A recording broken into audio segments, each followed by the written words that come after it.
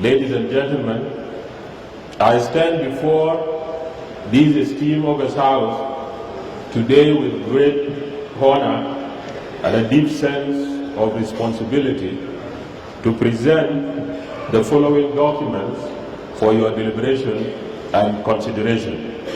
1. Draft National Budget for Fiscal Year 2024-2025. 2. Appropriation Bill 2024-2025 and Finance Bill 2024-2025. Right Honorable Speaker, Honorable Members, Article 88, Sub-Article 1 of the Transitional Constitution of the Republic of South Sudan, 2011 as amended, and Article 15 of the Public Financial Management and Accountability Act, 2011, mandate the Minister of Finance and Planning to prepare and present the annual budget proposal to Parliament on behalf of the President of the Republic. It is both an honor and a constitutional obligation to fulfill. Right Honorable Speaker and honorable members, it is crucial to emphasize the importance of these budget framework documents. The draft national budget outlines the government's projected annual spending in line with revenue estimates. The appropriation bill provides detailed guidelines for allocating the estimated revenues to key government priorities and other financial obligations. And the finance bills sets out the tax rates and fees related to the budget. Right Honorable Speaker and honorable members, allow me to present an assessment of the past fiscal year performance and the key highlights of the 2024-2025 budget proposal, considering your pivotal role in this process. Right Honorable Speaker and honorable members, the submission and approval process for the fiscal year 2024-2025 budget was delayed partly due to changes in the ministry and unavoidable circumstances that affected the budget preparation and submission timeline. The Ministry of Finance, however, would like to emphasize that despite these delays, we are fully prepared to ensure a successful budget execution as soon as this August House approves the budget. Right Honorable Speaker, honorable members, the theme of the fiscal year 2024-2025 budget is to accelerate economic recovery through improving livelihoods, sustaining peace, and investing in critical social services and agriculture. In keeping with this theme, the government's objective is to attain peace and political stability, achieve economic recovery, and improve the well-being of our citizens through strategic allocation of resources. Right Honorable Speaker, honorable members, global economic growth is projected to stabilize at 3% this year, holding steady for the first time in 3 years despite flaring geopolitical tensions and high interest rates. Furthermore, a growth rate of 3.2% is forecasted for 2025, primarily attributed to the expansion, albeit restraint in trade and investment. Projections suggest a decrease in global inflation, although slower than expected, with an average of 5.3% this year, an estimated reduction to approximately 4% by 2025. Right, Honorable Speaker, honorable members, it is anticipated that the growth in sub-Saharan Africa will rise to 4.2% in 2024 and maintain an average of about 4.1% in 2025 and 2026. This projection is underpinned by a decrease in inflation, enhanced private consumption, and investment. However, it is imperative to acknowledge that the projected recovery is marginally weaker than previously forecasted. This can be chiefly linked to the adverse effects of recent political instability and conflict escalations, which have impeded the recovery process in specific parts of the region. Addressing these challenges and bolstering the region's growth is fundamental. The good news, Right Honorable Speaker and honorable members, is that the East Africa region is poised for a strong economic growth that will outpace other African regions.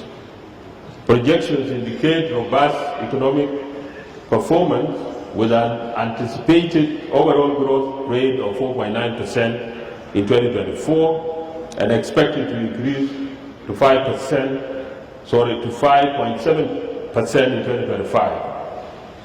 This represents a significant 1.4 percentage point rise from 2023, showcasing the impressive economic vitality of the region.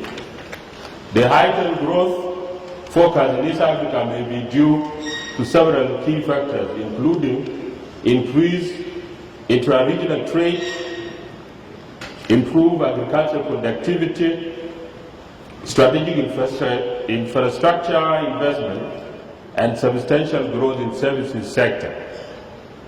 These drivers are fueling the region's economic expansion. Notably, South Sudan and Rwanda are expected to lead with growth rates of 6.8%, followed by Ethiopia at 6.7%, Djibouti at 6.6%, and Uganda at 6.5%. Furthermore, Tanzania, Burundi, and Kenya are projected to experience growth rates of 6.2%, 5.9%, and 5.6% in real GDP growth, respectively. These forecasts underscore a positive economic outlook for the East Africa region and highlight the potential for continued growth and development in the years ahead. Right Honorable Speaker, honorable members, the 2024-2025 budget is prepared based on macroeconomic forecast of 6.8% growth in real GDP for South Sudan, expected average inflation rate of about 58%, and the stabilization of South Sudan pound at around 2,527 per US dollar. Additionally, we estimate that the crude oil prices will average at 79 USD per barrel. Right Honorable Speaker, honorable members, the upward trend in food prices can be ascribed to the following. The East Africa region has experienced increased food inflation due to prolonged droughts, irregular rainfall patterns, severe flooding,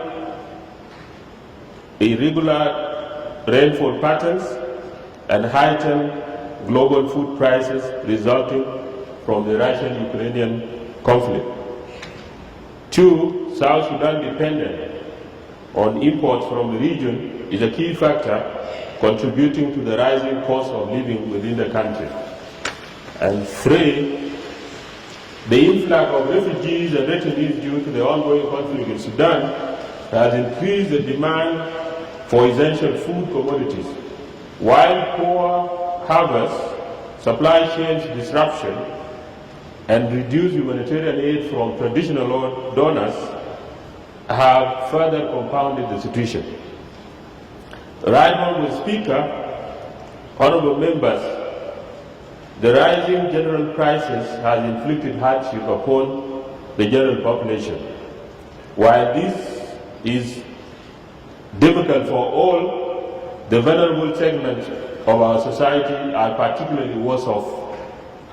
As a result, the government proposes to zero-rate basic assorted food items such as grain products, maize, sorghum, wheat flour, and cooking oil to make them affordable to the citizens. Right Honourable Speaker, honourable members, the government is fully committed to practical policy measures to ease inflationary pressures and restore macroeconomic stability. These measures include strategic investment in the agriculture sector to strengthen food security, boost foreign exchange reserves to strengthen South Sudanese Pounds, halting deficit financing for budget shortfalls by discouraging overdrafts, and enhancing overall fiscal discipline. Right Honourable Speaker and honourable members, while the global economy has displayed commendable resilience with a steady growth rate projected at 3% in 2024, the conflict in Sudan and consecutive years of severe flooding in South Sudan have impeded our country's capacity to capitalize on improving global economic prospects. As a result, South Sudan's real GDP experienced a 5% contraction in 2023-2024 due to damages on the Dark oil pipeline. Right Honourable Speaker, honourable members, during the first 3 quarters of Fiscal Year 2023-2024, the aggregate oil production averaged at 150,000 barrels per day. Specifically, Dar blend's output stood at 105,000 barrels per day, with GPO and SPO contributing 40,000 and 5,000 barrels per day, respectively. Right Honourable Speaker, honourable members, the oil and gas sector's industrial output saw 70% reduction in the last quarter of the fiscal year 2023-2024, resulting in an estimated decline of 105,000 barrels per day, mainly due to the rupture in the Dark oil pipeline and the lingering impacts of severe floods on oil production from the past years. It is the view of the Ministry of Finance that the continued disruption of crude oil production and export is a national security matter and should be treated as such. Right Honourable Speaker, honourable members, the agricultural sector has been severely affected by recurrent flooding, erratic rainfalls, locust invasions, and prolonged droughts. These climate change-induced effects have significantly constrained the sector's capacity to attain food self-sufficiency, enhance livelihoods, and promote economic growth.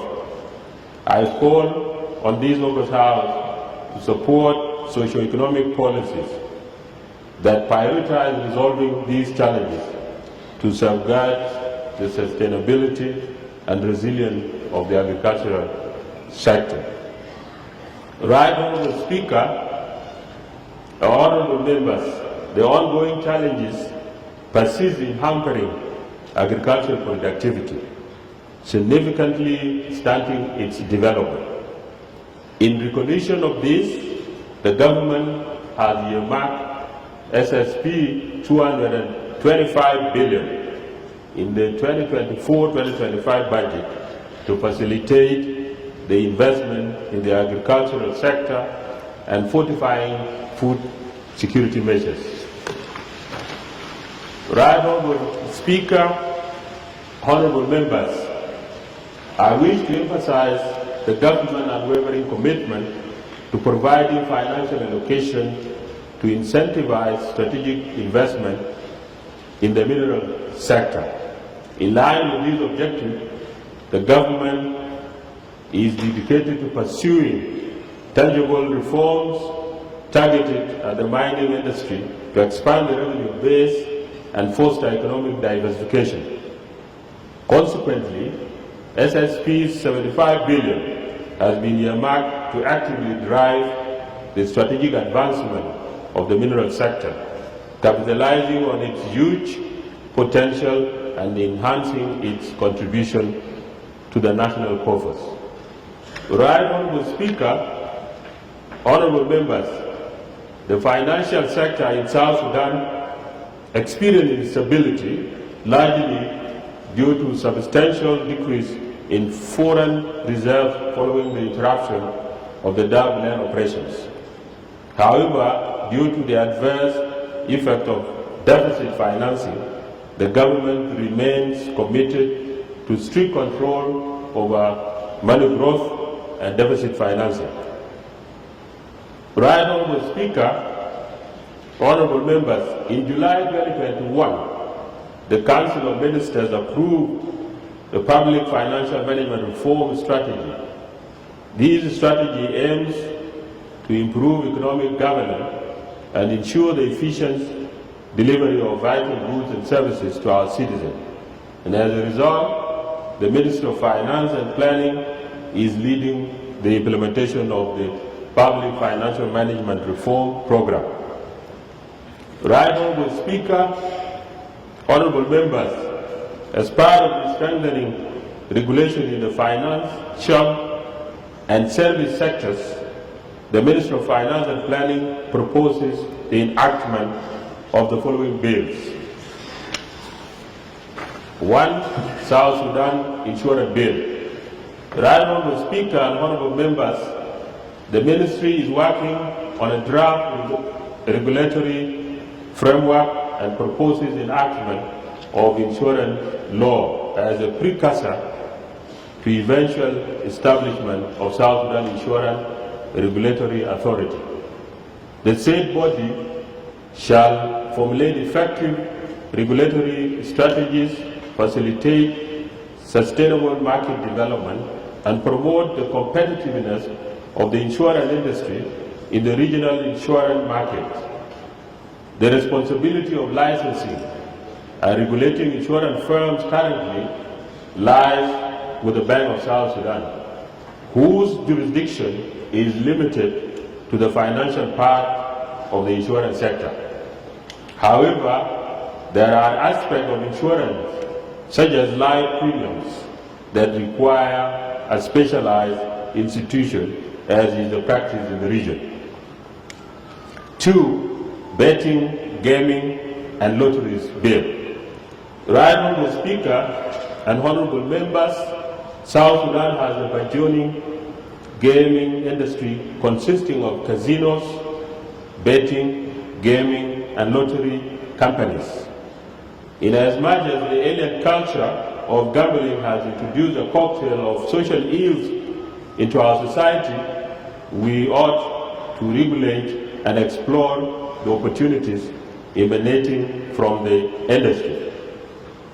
The Department of Betting, Gaming and Lotteries has already been established within the Ministry of Finance through a Ministerial Order number 3, 2024, to lay the regulatory and revenue generation groundwork for the gaming industry. The role of the authority will be to mitigate the social ills which are more often than not associated with the gaming industry. The second mandate would be to expound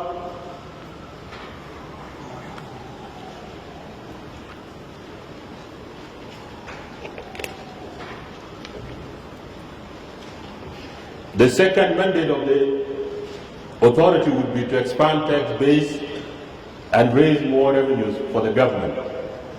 I therefore urge the August House to hasten legislation on the said bill once tabled.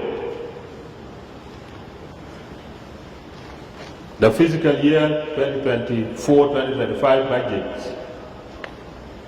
Number one, resource envelope.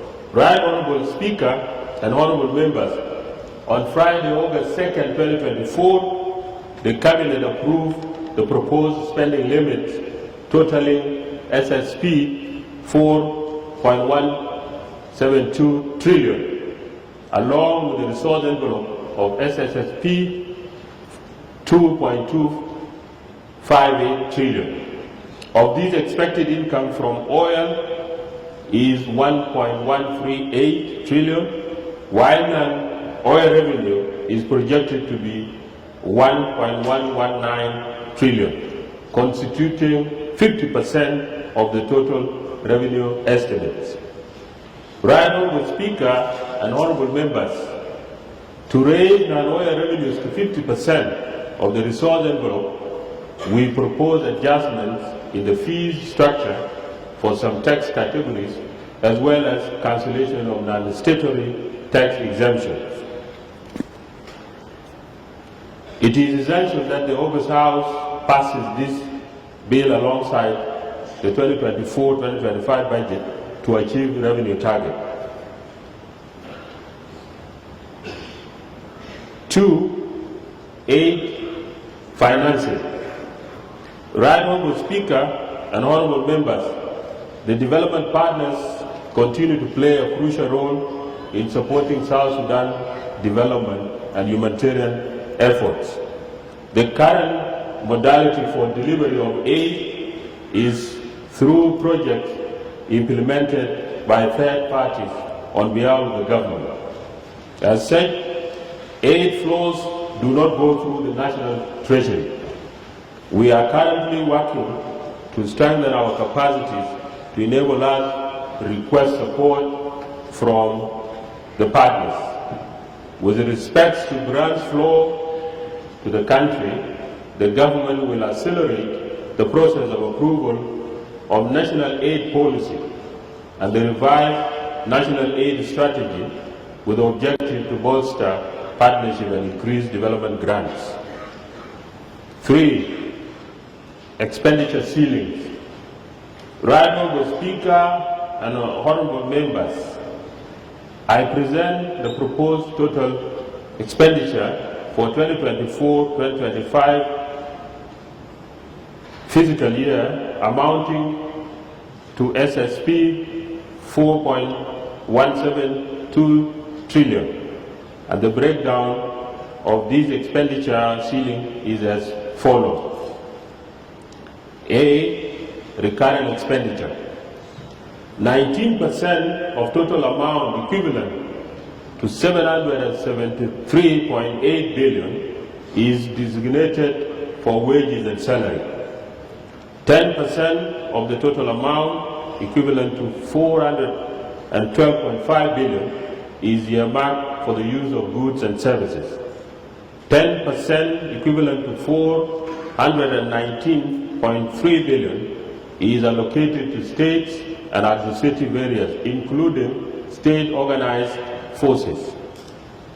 0.1% equivalent to 2.3 billion is allocated to other expenses. 15% equivalent to 642.3 billion is allocated to salary arrears for both civil servants and organized forces. 6% of the total amount equivalent to 257.5 billion is allocated to funding December 2026 pre-election activities. 4.2% equivalent to 173.7 billion is earmarked for humanitarian and emergency fund. 2.6%, equivalent to 108.5 billion, is allocated to funding transfers to international treaties. 0.7%, equivalent to 30 billion, is allocated to constituency development fund. 2.3%, equivalent to 96 billion, is allocated to foreign missions arrears. 2.2%, equivalent to 93.8 billion, is earmarked for funding peace implementation. 0.2%, equivalent to 8.6 billion, is allocated to the Agricultural Bank of South Sudan. 0.9%, equivalent to 35.7 billion, is earmarked for clearance of carried forward arrears, while 0.8%, equivalent to 34.3 billion, is allocated to funding litigation and settlement of disputes. B. Capital expenditure. 11.8%, equivalent to 493.4 billion, is allocated for capital expenditure. C. Mandatory expenditure. 3.8%, equivalent to 157 billion, is allocated to funding transfers to Sudan in terms of tariffs, transportation and processing fees.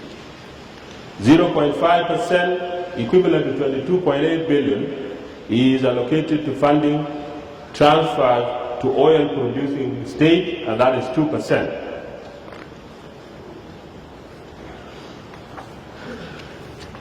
0.8%, equivalent to 34.2 billion, allocated to transfers to oil-producing community, 3%.